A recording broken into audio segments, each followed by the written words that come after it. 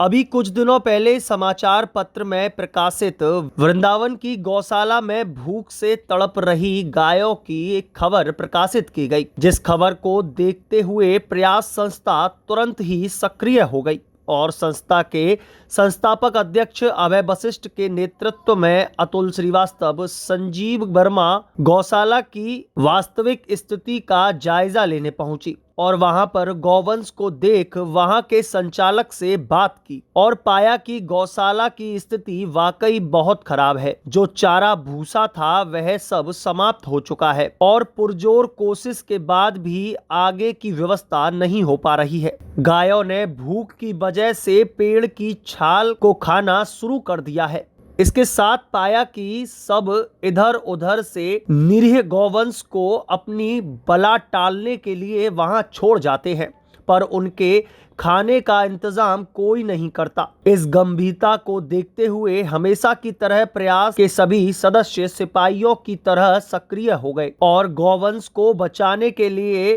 प्रथम चरण में कुल 400 मन चारे का संकल्प लिया,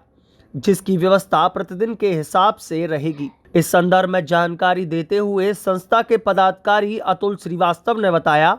जी प्रयास का एक और प्रयास है अब की बार गायों के लिए, क्या कहेंगे इसको? जी बलराम जी, बिल्कुल ये प्रयास का एक और सराहनीय प्रयास है, क्योंकि वृंदावन, हम लोग वृंदावन नाम में रहते हैं और गौ सेवा के नाम पर,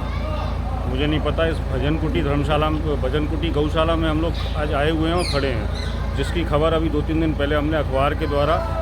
ली थी,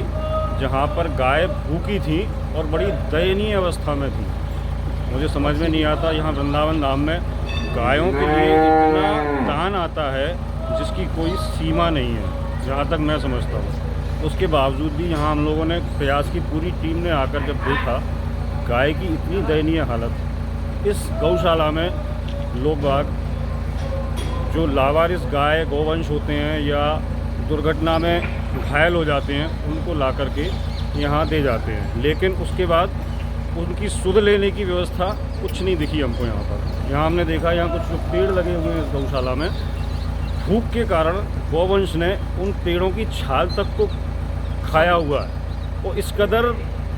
मैं बता नहीं सकता जो स्थिति हम लोगों ने यहाँ देखी है। तो सभी से यही निवेदन करना चाहूँगा कि भैया गोवा विश्वस्त मात्रा, ये सिर्फ कहने के लिए नहीं है, हो सके ज़्यादा से ज़्यादा गायों के लिए आप जो सेवा कर सकें ऐसी जगह करें जहां आवश्यकता है। बाकी तो वृंदावन में इतना दान आ रहा है उन गौशाला में, लेकिन यहाँ जहाँ ज़रूरत है लावारिस गायों के लिए वहाँ कोई व्यवस्था नहीं है। अतुल जी, कितना दिया गया है आपकी बार प्रयास संस्था द्वारा, कितना व्यवस्था? ये और एक बड़ी महत्वपूर्ण बात है,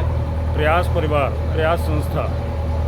हम लोगों के जो प्रयास रहते हैं ना, कोई भी बात ऐसी हमको समझ में आती है या दिखाई देती है कि जहाँ हम लोग कुछ कर सकते हैं, तो अपने छोटे से स्तर पर हम अपने पूरे परिवार को, ग्रुप बना हुआ है हमारा प्रयास परिवार का, उसमें सभी सदस्य अपना अपना सहयोग करते हैं और उस सभी सहयोग के बाद हम लोगों ने एक ही दिन में लगभग मैं समझता हूँ 400 मन चारा गायों के लिए इकट्ठा कर लिया। अब उसको हम विधिवत रूप से समय समय पर जैसी आवश्यकता यहाँ होगी